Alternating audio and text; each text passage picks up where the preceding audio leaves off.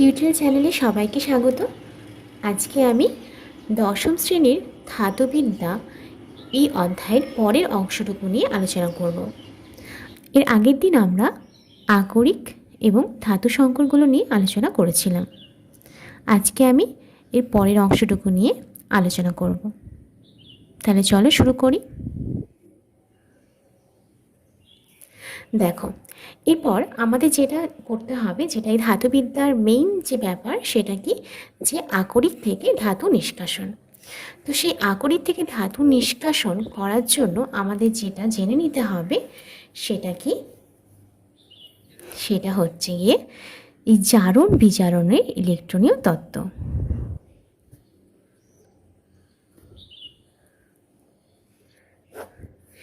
জারণ বিজারণ এর আগে আমরা জেনে এসেছি, জারণ বিজারণ অক্সিজেন বা হাইড্রোজেনের সাপেক্ষে।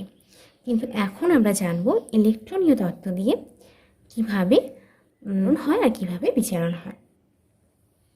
তাহলে জারণ কাকে বলে? জারণ কি না, যে প্রক্রিয়ায় কোনো পরমাণু বা আয়ন এক বা একাধিক ইলেকট্রন বর্জন করে, ইলেকট্রন বর্জন, সেই যে প্রক্রিয়া সেটাকে কি বলছে? জারণ। তাহলে কি বললাম, যে কোনো প্রক্রিয়ায় যদি এরকম হয় যে কোনো পরমাণু বা কোনো আয়ন এক বা একাধিক ইলেকট্রন বর্জন করে, তখন তাকে কি বলছে? জারণ।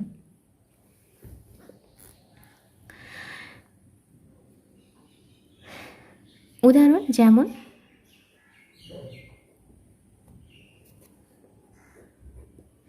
এক নম্বর, দেখো, যদি কখনো কোনো পরমাণু থেকে ইলেকট্রন বর্জন হয় তখন কীরকম হবে? মানে সোডিয়াম, সোডিয়াম যদি একটা ইলেকট্রন বর্জন করে বা ছেটে দেয় তখন সেটা কিসে পরিণত হবে? সোডিয়াম আয়ন বা সোডিয়াম ক্যাটায়নে পরিণত হচ্ছে। একই রকম যদি ক্যালসিয়াম ধাতু, সেটাও যদি দুটো ইলেকট্রন বর্জন করে তখন কিসে পরিণত হবে? Ca2+ বা ক্যালসিয়াম ক্যাটায়নে পরিণত হবে। তাহলে এভাবে কি দেখলাম, যে কোনো পরমাণু কি হচ্ছে? ইলেকট্রন বর্জন করে আয়নে পরিণত হচ্ছে। আবার ক্যাটায়ন থেকে ইলেকট্রন বর্জন হতে পারে, যেমন ধরো Cu+, এই আয়নে কি হতে পারে? একটা ইলেকট্রন বর্জন করে Cu2+ এই আয়নে পরিণত হতে পারে। অর্থাৎ কি না, Q+ এই আয়ন থেকে একটা ইলেকট্রন বর্জন করে কিসে পরিণত হলো? কিউপ্রিক আয়নে পরিণত হলো। একই রকম আয়রন যেটা 2+, সেটাকে আমরা কি বলবো? ফেরাস, সেটা যদি একটা ইলেকট্রন বর্জন করে তখন সেটা কিসে পরিণত হবে? ফেরিক।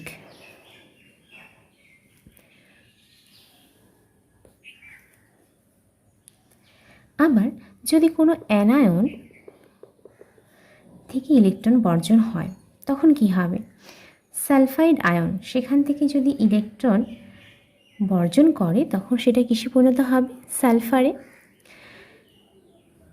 আবার একই রকমভাবে যদি ক্লোরাইড আয়ন, দুটো ক্লোরাইড আয়ন যদি দুটো ইলেকট্রন বর্জন করে তাহলে সেটা ক্লোরিন গ্যাসে পরিণত হবে। তাহলে আমরা কি দেখতে পেলাম, যে বিভিন্নভাবে ইলেকট্রন বর্জন হতে পারে। কখনো পরমাণু ইলেকট্রন বর্জন করতে পারে, কখনো ক্যাটায়ন ইলেকট্রন বর্জন করতে পারে, আবার কখনো অ্যানায়ন ইলেকট্রন বর্জন করে জারণ করতে পারে। তাহলে এভাবে আমরা ইলেকট্রনীয় যে তত্ত্ব বা ইলেকট্রনের যে মতবাদ, সেটা দিয়ে আমরা জারণটা সম্পর্কে জানলাম। কি জানলাম? যে প্রক্রিয়ায় কোনো পরমাণু বা আয়ন ইলেকট্রন বর্জন করে তাকে কি বলছে? জারণ। এরপর আমরা জেনে নেব বিজারণ কাকে বলে।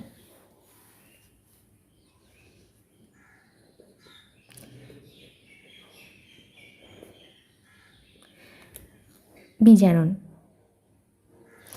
একই রকম, ওখানে কি ছিল? ইলেকট্রন বর্জন। এখানে কি হবে? জাস্ট উল্টোটা। এখানে বলবো যে প্রক্রিয়ায় কোনো পরমাণু বা আয়ন এক বা একাধিক ইলেকট্রন গ্রহণ করে তাকে কি বলছে? ইলেকট্রন গ্রহণ করে তাকে কি বলছে? বিজারণ। সেটাও বিভিন্ন রকমভাবে হতে পারে। কখনো পরমাণু দিয়ে হতে পারে, যদি কোনো পরমাণু ইলেকট্রন গ্রহণ করে, ক্লোরিন পরমাণু ইলেকট্রন গ্রহণ করলে কিসে পরিণত হবে? ক্লোরাইড আয়নে পরিণত হবে। তাহলে এখানে কি হচ্ছে? ক্লোরিনের বিজারণ হচ্ছে। অক্সিজেন যদি দুটো ইলেকট্রন গ্রহণ করে তাহলে কি হবে? অক্সাইড আয়নে পরিণত হবে।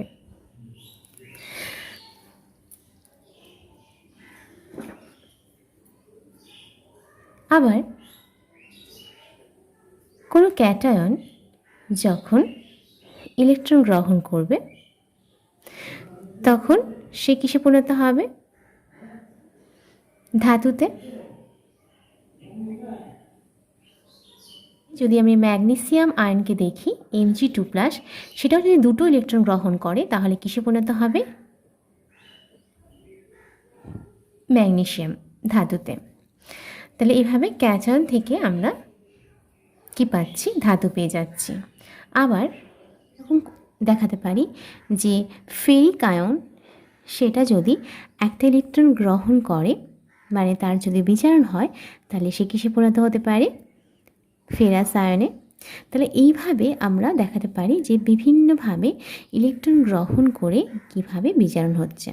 তাহলে ইলেকট্রন গ্রহণ করাকে আমরা কি বলবো? বিজারণ। এই প্রক্রিয়াটাকে আমরা বলছি বিজারণ।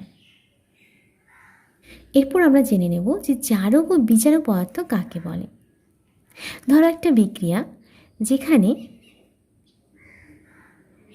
Fe3+ তার সঙ্গে অ্যালুমিনিয়াম যুক্ত হয়ে তৈরি হচ্ছে আয়রন প্লাস Al3+। তাহলে আমরা কি দেখতে পাচ্ছি? যেখানে Fe3+ আয়ন কিসে কি পরিণত হয়েছে? Fe3+ আয়ন আয়রনে পরিণত হয়েছে। অর্থাৎ কি না, যার 3টে ইলেকট্রন কম ছিল সে কি করেছে? 3টে ইলেকট্রন গ্রহণ করে আয়রনে পরিণত হয়েছে।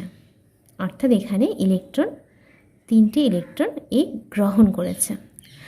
এখানে কি হয়েছে? 3টে ইলেকট্রন গ্রহণ করেছে। এখানে কি হয়েছে? 3টে ইলেকট্রন বর্জন করেছে, সেজন্য কি হয়ে গেছে? Al3+। আমি এখানে ইলেকট্রনের চার্জটা মাইনাস লিখেছি, তোমরা চাইলে এটা মাইনাস নাও দিতে পারো, এটা না দিলেও চলে। তাহলে আমরা কি দেখতে পাচ্ছি যে ফেরিক আয়ন কিসে পরিণত হয়েছে? আয়রনে পরিণত হয়েছে। আবার অ্যালুমিনিয়াম সেটা কি? অ্যালুমিনিয়াম আয়নে পরিণত হয়েছে। ফেরিক আয়ন সেটা কি হয়েছে? ইলেকট্রন গ্রহণ করেছে 3টে, আর অ্যালুমিনিয়াম কি করেছে? 3টে ইলেকট্রন বর্জন করে অ্যালুমিনিয়াম ক্যাটায়নে পরিণত হয়েছে। তাহলে এখানে এই যে আয়ন ইলেকট্রন গ্রহণ করেছে, এই বিক্রিয়াটাকে আমরা কি বলবো? বিজারণ। আর অ্যালুমিনিয়াম এখানে 3টে ইলেকট্রন বর্জন করেছে, সেটাকে আমরা কি বলবো? জারণ। তাহলে এখানে জারক কোনটা, বিজারক কোনটা? সবসময় আমরা কি জানবো যে যার বিজারণ হচ্ছে সে কিন্তু জারক, মানে সে নিজে বিজারিত হচ্ছে কিন্তু সে অপরকে জারিত করছে। অর্থাৎ কিনা এখানে ফেরিক যে আয়নটা সেটা অ্যালুমিনিয়ামকে জারিত করছে, অর্থাৎ এর নাম কি হবে? এখানে কি হয়ে যাবে? জারক। আর অ্যালুমিনিয়াম কি হচ্ছে? অ্যালুমিনিয়ামের নিজে জারণ হচ্ছে, সে কিন্তু অপরকে অর্থাৎ আয়রনকে কি করছে? বিজারণ করছে বা বিজারিত করছে। সেই জন্য এই অ্যালুমিনিয়ামের কি নাম হয়ে যাবে? অ্যালুমিনিয়ামের নাম হয়ে যাবে বিজারক। অর্থাৎ এদের প্রত্যেকের যে কাজ সেটা দিয়ে এর নাম হয়। আয়রন কি করছে? অ্যালুমিনিয়ামকে জারণ করছে বা অ্যালুমিনিয়ামকে জারিত করছে, সেজন্য আয়রন কি হয়ে যাবে? জারক। ফেরিক আয়ন সেটা হয়ে যাবে জারক। আবার অ্যালুমিনিয়াম কী করছে? ফেরিক যে আয়ন তাকে কি করছে? বিজারিত করছে। অর্থাৎ অ্যালুমিনিয়াম এখানে কি হয়ে যাবে? বিজারক। অর্থাৎ জারক বিজারকের যদি আমরা সংজ্ঞা বলি তাহলে কি বলবো? যে জারণ বিজারণের প্রক্রিয়ায় যে পদার্থ ইলেকট্রন গ্রহণ করে অর্থাৎ নিজে বিজারিত হয় কিন্তু অন্যকে জারিত করে তাকে আমরা কি বলব? জারক। আবার যে পদার্থ ইলেকট্রন বর্জন করে অর্থাৎ যার নিজে জারণ হয় কিন্তু অপরকে বিজারিত করে তাকে আমরা কি বলবো? বিজারক। এটা তোমরা খুব ভালো করে মনে রাখবে, কারণ তোমাদের এটা ভীষণ গণ্ডগোল হয়ে যায়। তাহলে এবার একটা জিনিস তোমরা, যে কোনো একটা জিনিস তোমরা মনে রাখবে যে ইলেকট্রন গ্রহণ মানে বিজারণ। ঠিক আছে, ইলেকট্রন গ্রহণ মানে বিজারণ, তার উল্টোটা কী হবে? জারণ। তার মানে ইলেকট্রন বর্জন মানে কি? জারণ। এবার যে নিজে ইলেকট্রন গ্রহণ করছে মানে যে নিজে বিজারিত হচ্ছে সে কিন্তু জারক, কারণ সে অপরকে কী করবে? জারিত করবে। তাহলে এইভাবে যদি আমরা যে কোনো একটা ফর্মুলা মনে রাখতে পারি তাহলে কিন্তু আমরা অন্যটাও সুন্দর করে মনে রাখতে পারবো। এবার এই যে ধাতু নিষ্কাশন প্রক্রিয়া সেটা কিন্তু মূলত একটা বিজারণ প্রক্রিয়া। কেন? কারণ এখানে কি হয় ধাতুর অক্সাইড বা ধাতুর সালফাইড, এগুলো থেকে কি হয়? ধাতুতে পরিণত হয়। অর্থাৎ সেটা যেভাবে আছে মানে যখন অক্সাইড বা সালফাইডে থাকে তখন কি সেটা ক্যাটায়ন হিসেবে থাকে, তাহলে সেই ক্যাটায়ন থেকে কি করছে? সে ধাতুতে পরিণত হচ্ছে। তাহলে ক্যাটায়ন থেকে ধাতুতে পরিণত হলে তাকে অবশ্যই কি তার দরকার? একটা ইলেকট্রন গ্রহণ করতে হবে। তাহলে ইলেকট্রন গ্রহণ মানে আমরা কি জানি? বিজারণ। তাহলে ধাতু নিষ্কাশন প্রক্রিয়াটা মূলত কি প্রক্রিয়া? মূলত একটা বিজারণ প্রক্রিয়া। কারণ ধাতু অক্সাইড বা সালফাইড থেকে যেটা তৈরি হচ্ছে সেটা কি? ধাতু, এবং সেখানে তাকে কি করতে হচ্ছে? ইলেকট্রন গ্রহণ করতে হচ্ছে। তাহলে সেই জন্য ধাতু নিষ্কাশন প্রক্রিয়া মূলত একটি বিজারণ প্রক্রিয়া। এটা ভীষণ ইম্পর্ট্যান্ট, এটা পরীক্ষাতে আসে যে ধাতু নিষ্কাশন আসলে কি প্রক্রিয়া? আসলে হচ্ছে একটি বিজারণ প্রক্রিয়া। এরপর আমরা ধাতু নিষ্কাশনের নীতি সম্পর্কে জানব। তো এই ধাতু নিষ্কাশনের নীতি জানার আগে আমাদের জেনে নিতে হবে ধাতুর সক্রিয়তা শ্রেণী। তো সেটা কি? সেটা যে এই যে ধাতুগুলো সেগুলো কোনটা খুব বেশি সক্রিয়, কোনটা অল্প সক্রিয়, কোনটা একেবারেই সক্রিয় নয়, তার একটা শ্রেণী আছে। সেই শ্রেণীটার নাম কি? তড়িৎ রাসায়নিক শ্রেণী, বা সেটাকে ধাতুর সক্রিয়তা শ্রেণীও বলা যায়। তো সেখানে কি আছে দেখো, শ্রেণীটা দেখো কীরকম। শ্রেণীটা হচ্ছে এরকম। কি আছে এই শ্রেণীতে? প্রথম দিকে দেখো যে ধাতুগুলো আছে তাদের সক্রিয়তা সব থেকে বেশি। তারপর কি আছে? মাঝে কিছু ধাতু আছে যার সক্রিয়তা এদের থেকে কম। তারপর মাঝখানে কি আছে? হাইড্রোজেন। হাইড্রোজেনের নিচে যারা আছে তাদের সক্রিয়তা কিন্তু সব থেকে কম। তাহলে এইভাবে আমরা আগে ধাতুর সক্রিয়তা শ্রেণী না জানলে আমরা কিন্তু ধাতু নিষ্কাশন করতে পারবো না। তাহলে কোন ধাতু কেমন সক্রিয় এবং সেটাকে কিভাবে, কোন পদ্ধতিতে, কোন বিজারণ বিক্রিয়াতে তাকে নিষ্কাশন করা যাবে সেটা জানার জন্য অবশ্যই আমাদের এই তড়িৎ রাসায়নিক শ্রেণী বা ধাতুর সক্রিয়তা শ্রেণী জানতে হবে। তো এখানে উপরের দিকে যে ধাতুগুলো আছে তাদের ইলেকট্রন বর্জন করার যে ক্ষমতা সেটা বাড়ে। ইলেকট্রন বর্জন করার যে ক্ষমতা সেটা যত উপরের দিকে যাবে তত কি হবে? ক্ষমতা বাড়বে, বা সেটাকে আমরা কি বলতে পারি? রাসায়নিক সক্রিয়তা, সেটাও যত উপরের দিকে যাচ্ছে তত বাড়ছে। তো এখানে দেখো এই প্রথম দিকে যারা অতি সক্রিয় ধাতু তাদের ম্যাক্সিমাম কি হয়? তড়িৎ বিশ্লেষণ করে তড়িৎ বিজারণ বা তড়িৎ বিশ্লেষণ এই প্রক্রিয়াতে নিষ্কাশন করা হয়। মাঝে যেগুলো আছে সেগুলোকে কি করা হয়? সাধারণত কার্বন বিজারণ বা শত বিজারণ এই পদ্ধতিতে নিষ্কাশন করা হয়, বা থার্মিক পদ্ধতিতেও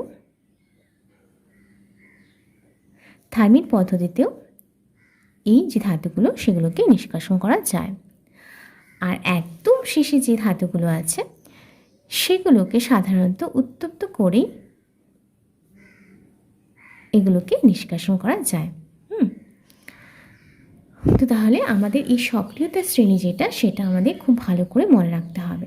প্রথম দিকে যে ধাতুগুলো সেগুলো ভীষণই অতি সক্রিয় ধাতু, তাদেরকে কি করা হয়, তড়িৎ বিশ্লেষণ বা তড়িৎ বিজারণ যে পদ্ধতি, সেখানে তার মাধ্যমে ধাতু নিষ্কাশন করা যায়। মাঝে যেগুলো সেগুলো কি কার্বন বিজারণ বা শত বিজারণ বা থার্মিক পদ্ধতিতে এদেরকে নিষ্কাশন করা যায়। আর একদম শেষের যে ধাতুগুলো সেগুলো, এর মধ্যে এখানে যে কপার আছে সেই কপারকে কিন্তু আমরা কার্বন বিজারণ বা শত বিজারণ করতে পারি। কপারের সাথে কিন্তু এগুলোকে মেলালে চলবে না, এদের থেকে কিন্তু কপারের সক্রিয়তা তুলনায় বেশি। আচ্ছা, এখানে হাইড্রোজেনকে, সহজে তোমাদের প্রশ্ন আসতে পারে যেখানে হাইড্রোজেনকে কেন মাঝে রাখা হয়েছে। দেখো, এই যে হাইড্রোজেন সেটা কিন্তু একদিকে যেমন ইলেকট্রন বর্জন করতে পারে তেমনি ইলেকট্রন গ্রহণও করতে পারে। সেই জন্য হাইড্রোজেনকে মিডলে ধরে হাইড্রোজেনের থেকে যাদের ইলেকট্রন বর্জন করার ক্ষমতা বেশি তাদেরকে কি হয়েছে, হাইড্রোজেনের উপরে রাখা হয়েছে। আর হাইড্রোজেনের থেকে যাদের ইলেকট্রন গ্রহণ করার ক্ষমতা বেশি তাদেরকে নিচে রাখা হয়েছে। আবার বলছি, হাইড্রোজেনের থেকে যাদের ইলেকট্রন বর্জন করার ক্ষমতা বেশি তাদেরকে ওপরে রাখা হয়েছে। আবার হাইড্রোজেনের থেকে যাদের ইলেকট্রন গ্রহণ করার ক্ষমতা বেশি তাদেরকে নিচে রাখা হয়েছে। এইভাবে হাইড্রোজেনকে একটা স্ট্যান্ডার্ড বা একটা প্রমাণ ধরে এই তড়িৎ-রাসায়নিক শ্রেণী বানানো হয়েছে। আচ্ছা, এই যে তড়িৎ রাসায়নিক শ্রেণী বা ধাতুর যে সক্রিয়তা শ্রেণী, সেটা থেকে আমরা বলে দিতে পারি যে কোন ধাতু কিভাবে বিক্রিয়া করবে। সাধারণত কি হয়, ওপরের যে ধাতুগুলো সেগুলো নিচের ধাতুগুলোর লবণ থেকে ধাতুগুলোকে প্রতিস্থাপিত করতে পারে। অর্থাৎ কি না, কোনো বিক্রিয়া হবে কি না সেটাও কিন্তু আমরা এই সক্রিয়তা শ্রেণী থেকে বলে দিতে পারি। যেমন উদাহরণ দিই, 1 নম্বর, জিঙ্ক অক্সাইড প্লাস ম্যাগনেসিয়াম থেকে ম্যাগনেসিয়াম অক্সাইড প্লাস জিঙ্ক। তো দেখো, এই যে জিঙ্ক সেটা কোথায় আছে, সেটা নিচে আছে। আর ম্যাগনেসিয়াম কি আছে, উপরে আছে। তাহলে এই বিক্রিয়াটা কি সম্ভব? অবশ্যই সম্ভব, কারণ এখানে দেখো, এই যে জিঙ্ক অক্সাইড, জিঙ্কটা যেহেতু নিচে আছে তাহলে ম্যাগনেসিয়াম কি করবে, জিঙ্ক অক্সাইড থেকে জিঙ্ককে প্রতিস্থাপিত করতে পারবে। আবার 2 নম্বর বিক্রিয়া, ক্যালসিয়াম ক্লোরাইড প্লাস কপার থেকে কপার ক্লোরাইড প্লাস ক্যালসিয়াম। এটা কি সম্ভব? এখানে দেখো, কপার যেহেতু নিচে আছে তাহলে এ তো কম সক্রিয়, তাহলে এ কখনোই ক্যালসিয়ামকে মুক্ত করতে পারবে না। তাহলে এই বিক্রিয়াটা কিন্তু হবে না। যেহেতু ক্যালসিয়াম উপরে আছে তাই ক্যালসিয়াম কিন্তু কপারের কোনো যৌগ থেকে কপারকে মুক্ত করতে পারত, কিন্তু উল্টোটা কখনোই হবে না। তাহলে এই বিক্রিয়াটা সম্ভব নয়। তাহলে এইভাবে আমরা এই ধাতুর তড়িৎ রাসায়নিক শ্রেণী বা সক্রিয়তা শ্রেণী থেকে কোনো বিক্রিয়া হবে কি না সেটাও আমরা বলে দিতে পারবো। এরপরে চলে যাই ধাতু নিষ্কাশনের নীতিতে। প্রথম যে পদ্ধতিটা আমরা জানব সেটা কি, গোল্ডস্মিথের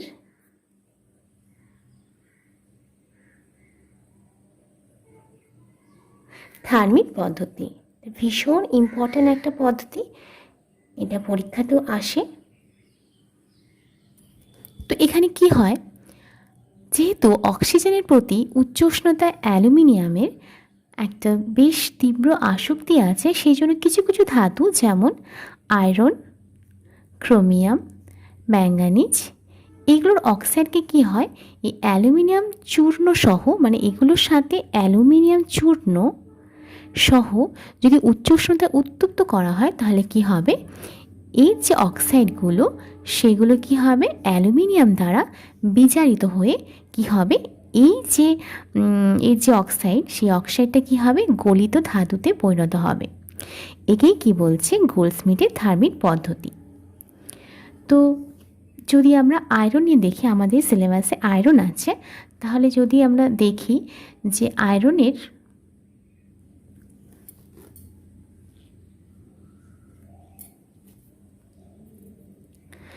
রেড হেমেটাইট যে আকরিকটি Fe2O3 তার সঙ্গে যদি অ্যালুমিনিয়াম চূর্ণ মিশিয়ে এভাবে উচ্চ উষ্ণতা বা তাপ প্রয়োগ করা হয়, তাহলে কি হয় বিক্রিয়াটা? কিসে পরিণত হবে? গলিত লোহাতে পরিণত হবে, প্লাস কি হবে? অ্যালুমিনিয়াম অক্সাইড তৈরি হবে। তাহলে এইভাবে আমরা কি পাচ্ছি? বিশুদ্ধ লোহাটা পেয়ে যাচ্ছি। তাহলে এই পদ্ধতিকে কি বলছে? গোল্ডস্মিথের থার্মিক পদ্ধতি। তো এই পদ্ধতির ব্যবহার অনেক জায়গাতেই করা হয়। সেটা কি? যে কখনো কোনো রেল লাইনে যদি ফাটল হয়, রেল লাইনের ফাটল বা অনেক সময় জাহাজেও যদি কোনোভাবে কোথাও ফুটো হয়ে যায়, তাহলে সেই সব ফাটলগুলো জোড়া দিতে এই পদ্ধতি ব্যবহার করা হয়। একে কি বলছে? একে বলছে থার্মিক ওয়েল্ডিং।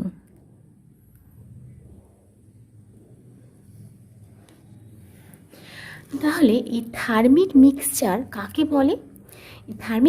থার্মিক ওয়েল্ডিং করার জন্য যে থার্মিক মিক্সচার লাগে, সেই থার্মিক মিক্সচার সেটা কী জিনিস?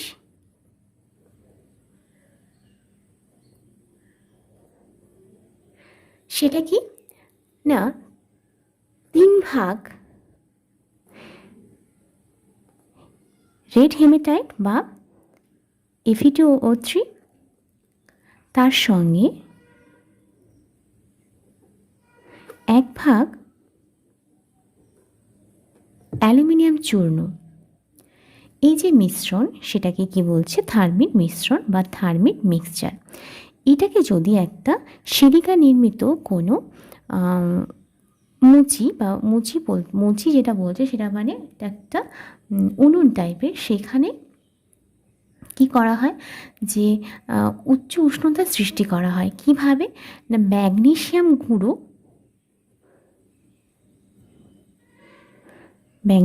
গুঁড়ো তার সঙ্গে বেরিয়াম অক্সাইড, এই মিশ্রণটা রেখে কি করা হয়? ম্যাগনেসিয়াম ফিতার সাহায্যে উচ্চ উষ্ণতা সৃষ্টি করা হয়। সেই উচ্চ উষ্ণতা কি হবে?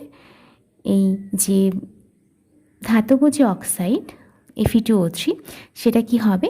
অ্যালুমিনিয়াম দ্বারা হবে, হয়ে গিয়ে কী হবে? গলিত আয়রন তৈরি করবে। এবং ওই কী হবে? ওই যে উনুনটা, সেই উনুনের নিচ দিয়ে কী হবে? নির্গম নল দিয়ে বেরিয়ে আসবে। আমি তোমাদের একটা বইয়ের ছবি দেখাচ্ছি,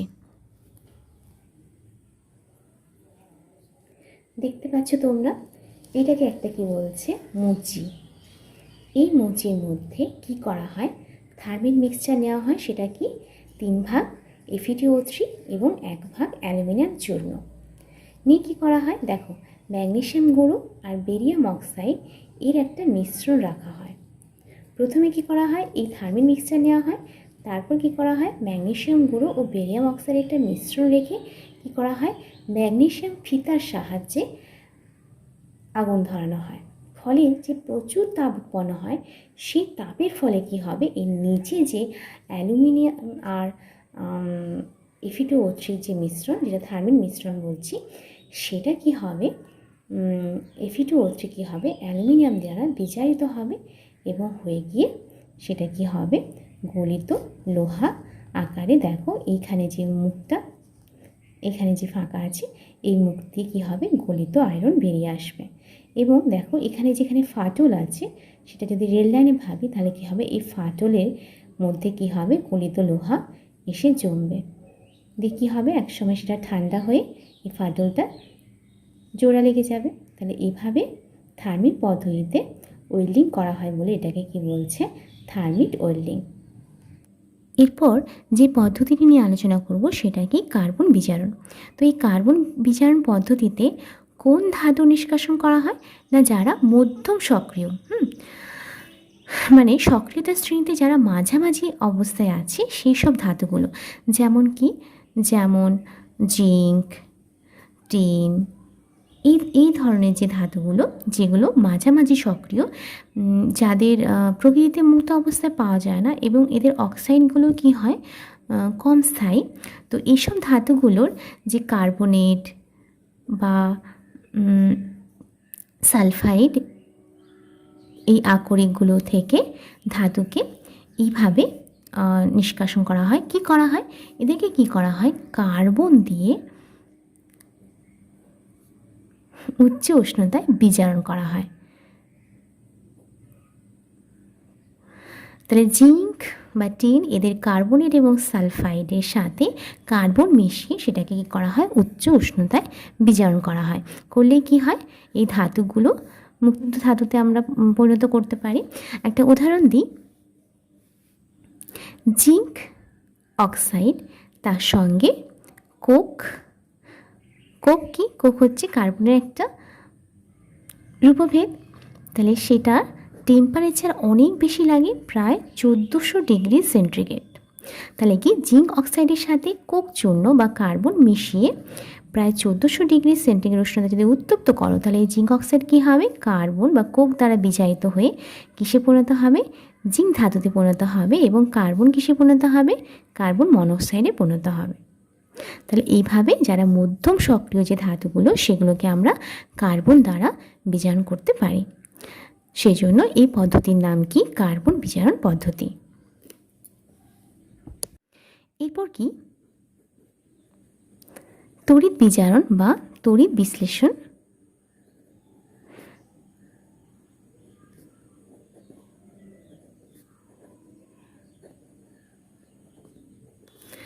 এই প্রক্রিয়া কোন ধাতুগুলোর ক্ষেত্রে অ্যাপ্লাই করা হয়? না, সক্রিয়তা শ্রেণীর একেবারে উপরের দিকে যে ধাতুগুলো সেগুলো তীব্র ধনাত্মক তড়িৎধর্মী হয়। ধাতুগুলো কি কি আছে? Potassium, calcium, sodium, magnesium. তো এই যে ধাতুগুলো এগুলো কি হয়? তীব্র ধনাত্মক তড়িৎধর্মী। আর এদের কি অক্সিজেনের প্রতি তীব্র আসক্তি আছে, সেজন্য এদের অক্সাইডগুলো কি হয়? খুব স্থায়ী। আর সেই জন্য এই অক্সাইডগুলিকে কিন্তু এইভাবে কার্বন দ্বারা বিজারণ করে ধাতু নিষ্কাশন করা যায় না। এদের কি করা হয়? উপযুক্ত তড়িৎদ্বার সহ এই ধাতুগুলোর যে গলিত হাইড্রোক্সাইড বা ক্লোরাইড লবণ তার তড়িৎ বিশ্লেষণ যদি করা হয়, তখন সেই সংশ্লিষ্ট ধাতুগুলো কি হবে? ক্যাথোডে জমা হবে। এই তড়িৎ বিশ্লেষণ প্রকৃতপক্ষে আমরা কি বলি? তড়িৎ বিজারণ। ধাতব যে আয়নগুলো, সেই ধাতব আয়নগুলোর কি হয়? তড়িৎ বিজারণ। কি হয়? ধাতব আয়ন ক্যাথোডে ইলেকট্রন গ্রহণ করে কি হয়? নিস্তড়িৎ পরমাণুতে বিজারিত হয় এবং ধাতুরূপে ক্যাথোডে জমা হয়। আমি একটা উদাহরণ দিয়ে দেখাই। সোডিয়াম ধাতু নিষ্কাশন। সোডিয়াম ধাতু নিষ্কাশন। তো কি করা হয়? যে আয়রন ক্যাথোড,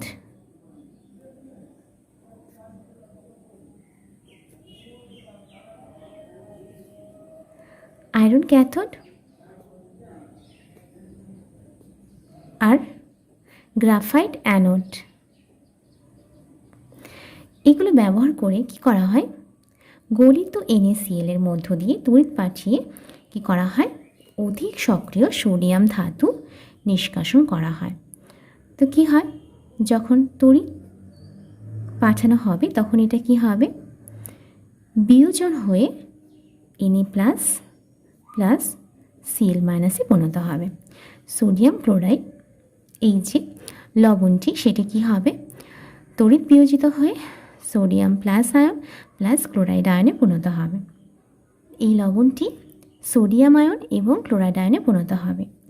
ক্যাথোডে কে যাবে? আমরা জানি ক্যাথোডে ক্যাটায়ন যায়। তাহলে ক্যাথোডে Na প্লাস আয়ন যাবে এবং সেখানে গিয়ে কী করবে? ইলেকট্রন গ্রহণ করবে, করে কি হবে? সোডিয়াম ধাতুতে পরিণত হবে। এটা কী হচ্ছে? বিজারণ, ইলেকট্রন গ্রহণ করছে। আর অ্যানোডে কি হবে?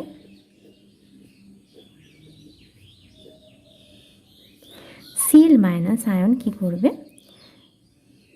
ইলেকট্রন বর্জন করবে। এভাবে দুটো Cl মাইনাস কি করছে? ইলেকট্রন বর্জন করে Cl পরমাণুতে পরিণত হচ্ছে। এভাবে দুটো Cl পরমাণু যুক্ত হয়ে কি তৈরি করবে? ক্লোরিন গ্যাস তৈরি করবে। এটা কি হচ্ছে? ইলেকট্রন যেহেতু বর্জন করছে তার মানে কী বলবো কি জারণ। যেগুলো সক্রিয় ধাতু সেগুলো কি হয়, সেই ধাতুগুলোর লবণ আমরা তড়িৎ বিশ্লেষণ বা তড়িৎ বিজারণ পদ্ধতিতে সেই ধাতুগুলোকে নিষ্কাশন করতে পারি। এরপরে আমরা আলোচনা করব ধাতুর ক্ষয়। এই ধাতুর ক্ষয়ের মধ্যে প্রথমেই আমরা লোহায় যে একটা বিশেষ বাদামি রঙের আস্তরণ পড়ে আমরা জানি সবাই, সেটাকে কি বলে, মরচে বা মরিচা। তার সংকেত কি হয়? সংকেত হয়, এটাকে কি বলে অ্যাকচুয়ালি, মরচে বা মরিচাটা কি, শোধক ফেরিক অক্সাইড।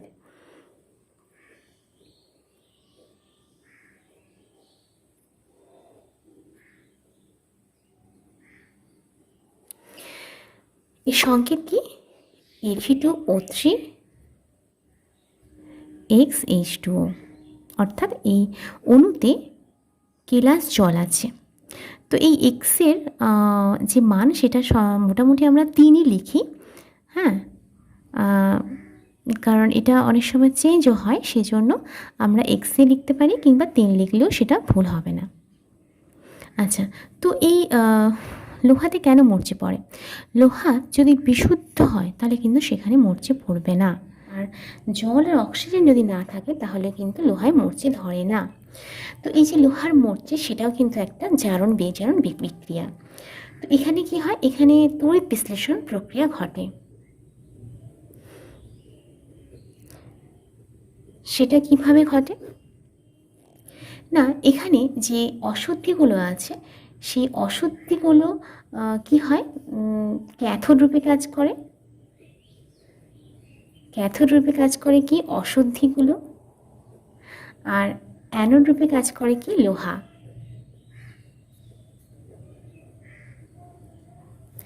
আর এর সাথে আমরা জানি যে জল, কার্বন ডাইঅক্সাইডের যে বিক্রিয়া, তার ফলে কি হয়, H2CO3 কার্বনিক অ্যাসিড তৈরি হয়, সেটাও কিন্তু তড়িৎ বিশ্লেষণের ভূমিকা নেয়। তো এরা কি হয়, তাহলে এই H2CO3 সেটা কি হতে পারে, বিয়োজিত হয়ে 2H প্লাস প্লাস CO3 2-, আর জল যেটা, সেটাও কীভাবে বিয়োজিত হয়, H plus plus OH minus. তো এরপর অ্যানোডে কি বিক্রিয়া হবে,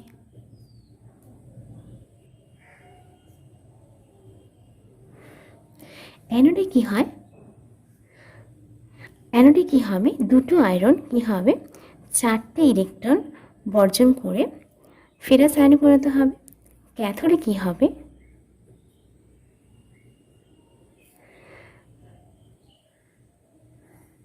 অক্সিজেন তার সঙ্গে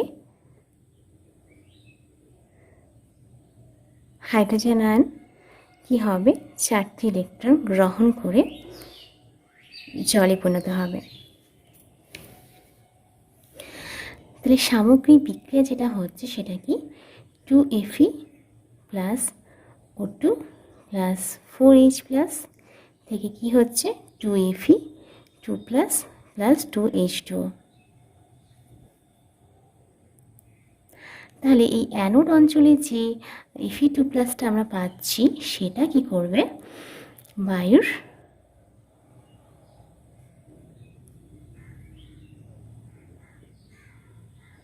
বায়ুর অক্সিজেনের সাথে এবং জলের সাথে বিক্রিয়া করে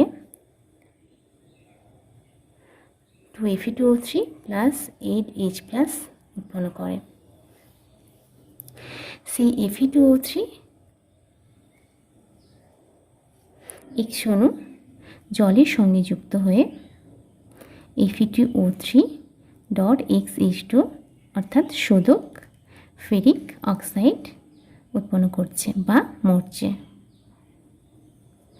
তাহলে এইভাবে কি হচ্ছে, যে লোহার মধ্যে অশুদ্ধিটাই ক্যাথোড হিসাবে কাজ করছে, এবং যে লোহা যেটা, সেটা কি হয়, অ্যানোড হিসেবে কাজ করে, এবং এইভাবে আয়নে ভেঙে গিয়ে আমরা দেখতে পাচ্ছি যে ফেরাস আয়ন তৈরি হচ্ছে। সেই ফেরাস আয়ন কি হচ্ছে, বাতাসের অক্সিজেন এবং জলীয় বাষ্পের সঙ্গে যুক্ত হয়ে কি তৈরি হলো, ফেরিক অক্সাইডে পরিণত হলো। সেই ফেরিক অক্সাইড কি হচ্ছে, জলের অণুর সাথে যুক্ত হয়ে শোধক ফেরিক অক্সাইডে পরিণত হলো। সেই শোধক ফেরিক অক্সাইডই কি, মূর্ছের সংকেত। তাহলে আমরা কিভাবে এই মূর্ছে পড়া নিবারণ করতে পারি, মূর্ছে পড়াটা কিভাবে দূর করতে পারি বা কম করতে পারি। যে পড়া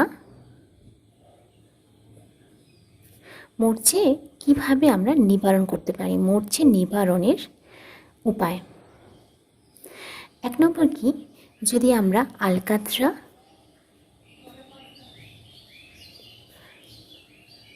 রং বা বার্নিশ এগুলোর প্রলেপ দিই তাহলে মূর্ছে পড়ে না। 2 নম্বর, যদি আমরা লোহার ওপর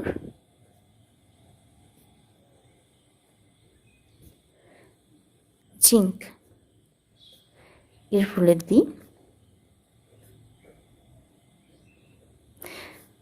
যেটাকে আমরা কি বলি,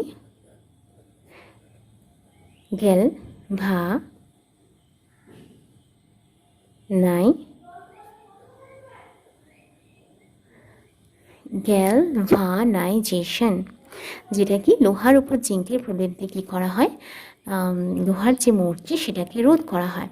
এই প্রক্রিয়াটাকে কি বলছে, গ্যালভানাইজেশন। এছাড়া আমরা কি করতে পারি, একই রকম জিঙ্কের মতো যদি আমরা নিকেল বা ক্রোমিয়ামেরও প্রলেপ দিই তাহলেও আমরা মূর্ছে আটকাতে পারি। এরপর আসি, লোহা ছাড়া আর অন্যান্য যে ধাতুগুলো সেগুলোর কীরকম ক্ষয় হয় এবং তার ফলে আমাদের কি ক্ষতি হতে পারে। 1 নম্বর, অ্যালুমিনিয়াম। অ্যালুমিনিয়ামের জিনিসকে যদি আমরা আর্দ্র বায়ুতে রেখে দিই তাহলে কি হবে, এর উপর একটা সাদা আস্তরণ পড়ে, যেটা কি শেষ আস্তরণ, সেটা হচ্ছে গিয়ে Al2 অ্যালুমিনিয়াম অক্সাইডের আস্তরণ। এই অ্যালুমিনিয়াম অক্সাইডের আস্তরণ যদি একবার পড়ে যায় তাহলে এই যে অ্যালুমিনিয়াম অক্সাইডের অভেদ্য এবং সূক্ষ্ম অপরিবাহী যে স্তর সেটা কি করবে, অক্সিজেন এবং জলীয় বাষ্পের আক্রমণ থেকে অ্যালুমিনিয়ামকে রক্ষা করে। আর কি 2 নম্বর, কপার নির্মিত যে সমস্ত বস্তু বা কপারের যে সমস্ত সংকর ধাতু, যেমন কাঁসা, পিতল, এগুলোতে কি হয়, সবুজ একটা ছোপ পড়ে যদি রেখে দেওয়া হয়। তো এটা কিভাবে হয়, তো এটা কি হয়, এই ধাতব যে কপার তার সঙ্গে জলীয় বাষ্প, তার সঙ্গে বাতাসের কার্বন ডাইঅক্সাইড, তার সঙ্গে অক্সিজেন, এই সবগুলো বিক্রিয়া করে কি তৈরি করে, ক্ষারকীয় কপার কার্বনেট বা বেসিক কপার কার্বনেট।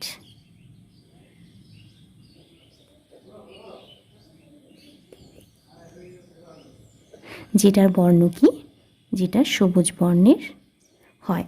তো সেই জন্য আমরা দেখতে পাই যে কপার নির্মিত জিনিসগুলোকে যদি আমরা রেখে দিই তাহলে কিছুদিন পরে কি হয়, তাদের গায়ে সবুজ রঙের একটা আস্তরণ পড়ে যায়।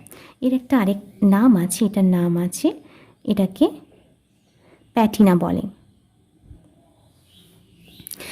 তাহলে এটা কিন্তু ভীষণ একটা ইম্পর্ট্যান্ট কোশ্চেন। তাহলে এটার নাম কি, বেসিক বা ক্ষারকীয় কপার কার্বনেট।